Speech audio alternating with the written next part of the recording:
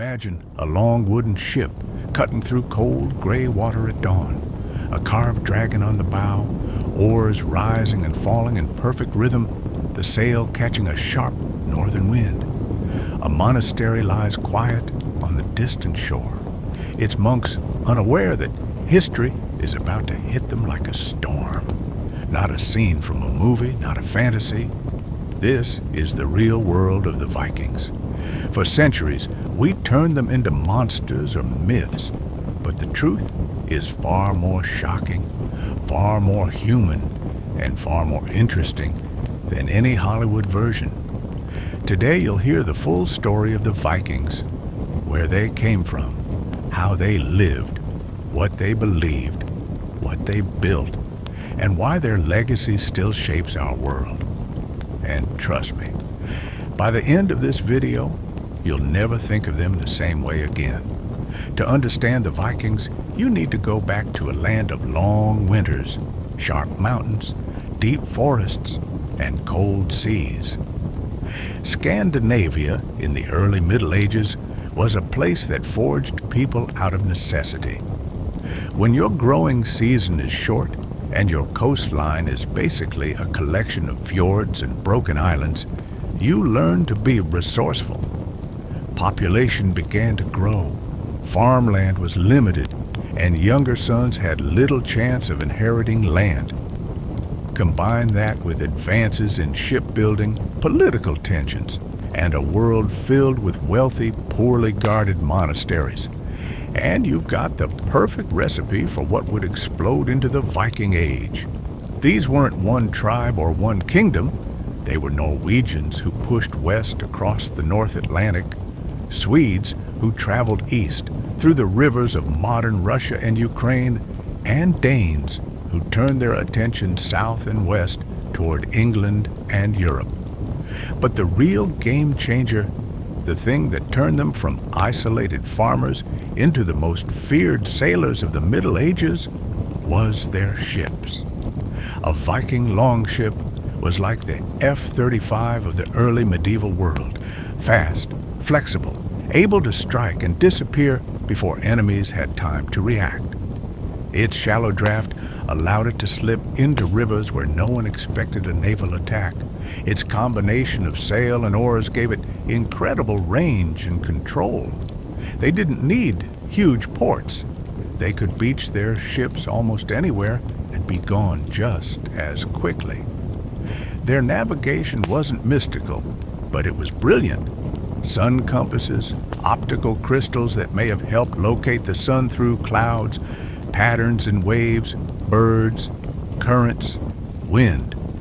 When Europeans were hugging the shoreline, Vikings were crossing oceans.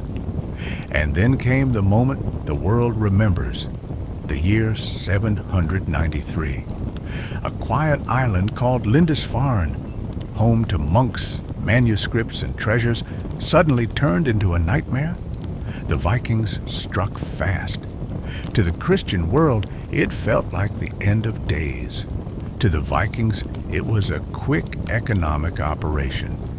They didn't think they were invading civilization. They thought they were hitting an unprotected bank. But the psychological impact was enormous. Word spread across Europe. Mysterious warriors from the sea, brutal, unstoppable.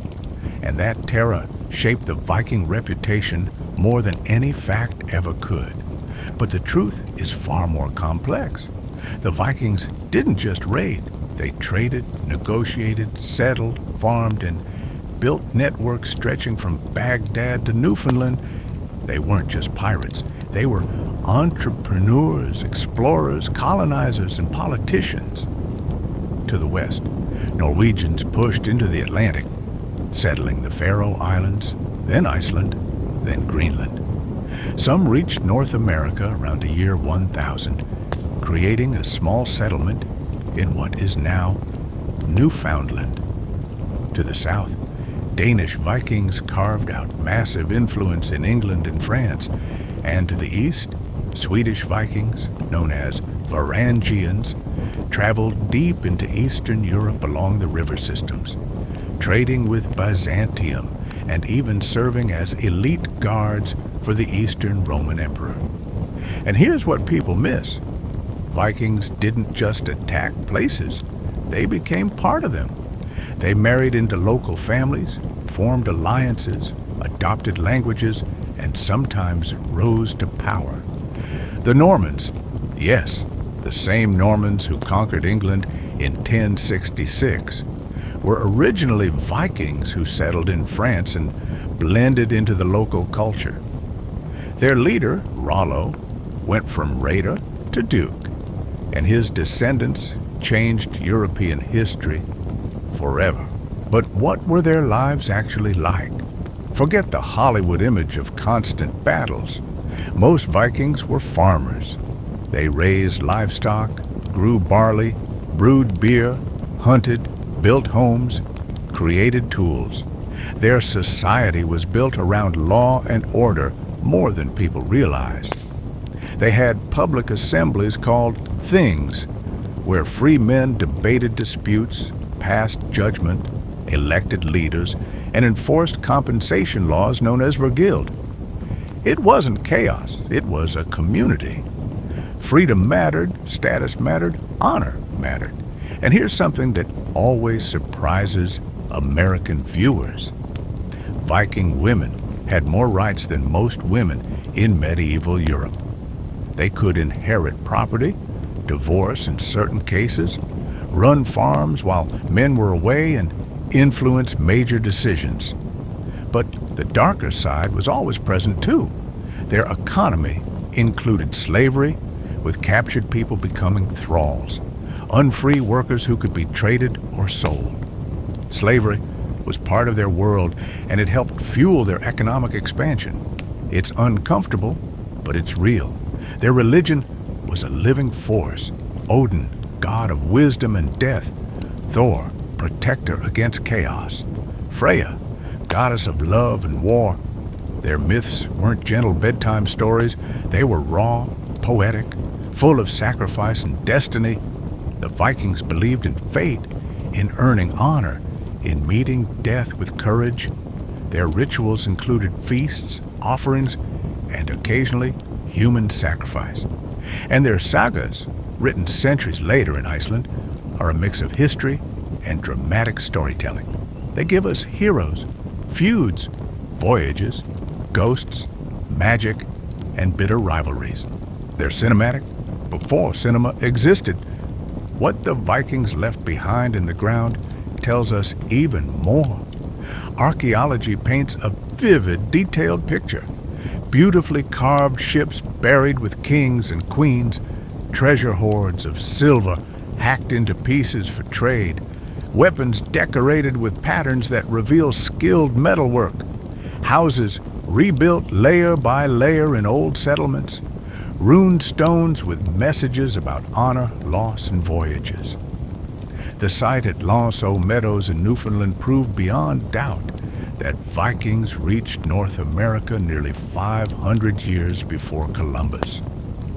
Burials in Birka, Sweden, revealed a high-status warrior grave once assumed to belong to a man. But DNA testing showed it was a woman, rewriting everything we thought we knew about gender roles in Viking warfare. Their battles were intense, but often strategic. They preferred lightning strikes, psychological warfare, and mobility. But when big battles did happen, they were legendary. The siege of Paris in 845 forced the Frankish king to pay a massive ransom. Viking armies took over large swaths of England, establishing what's known as the Danelaw. And then came 1066. Harald Hardrada, the king of Norway and one of the most experienced warriors of the age, invaded England. His defeat at the Battle of Stamford Bridge is often seen as the symbolic end of the Viking Age. Ironically, just weeks later, William the Conqueror, descendant of Viking settlers in France, successfully invaded England, altering history again. One Viking era ended just as another. Transformed version of it began. And then there are the myths. things everyone believes about Vikings that are completely wrong. No, they didn't wear horned helmets. That idea came from 19th century opera costumes. No, they weren't mindless brutes. They had laws, diplomacy, art, engineering, and global trade networks. And no, Viking culture wasn't exclusively male. Women held power, shaped family life, and in rare cases were even buried with weapons as warriors. The truth is far more nuanced and far more interesting. The Vikings didn't disappear, they transformed. Their language blended with Old English, shaping modern English words like sky, knife, law, husband. Their descendants influenced medieval politics from Sicily to England. Their settlements shaped Icelandic identity, and their myths became part of global pop culture, from comic books to video games to blockbuster shows. And maybe the most American connection of all, the Viking spirit of exploration, risk-taking, and pushing into the unknown mirrors the mythology of the American frontier. They were people who moved toward open horizons, who embraced danger, who reinvented themselves in new lands. Maybe that's why Americans love them so much. It feels familiar. The Viking story is bigger, wider, and deeper than battles. It's a story of ocean crossings, shifting identities, human ambition, fear, courage, innovation, and the raw force of survival. They shaped the world in ways we still feel today, in our words, our maps, our legends, and even our cultural imagination. If you enjoyed this journey into the real Viking world, hit the like button, subscribe for more deep dive history videos, and tell me in the comments which part surprised you the most. If you want more similar videos and stories, then rather subscribe and like. See you in the next story.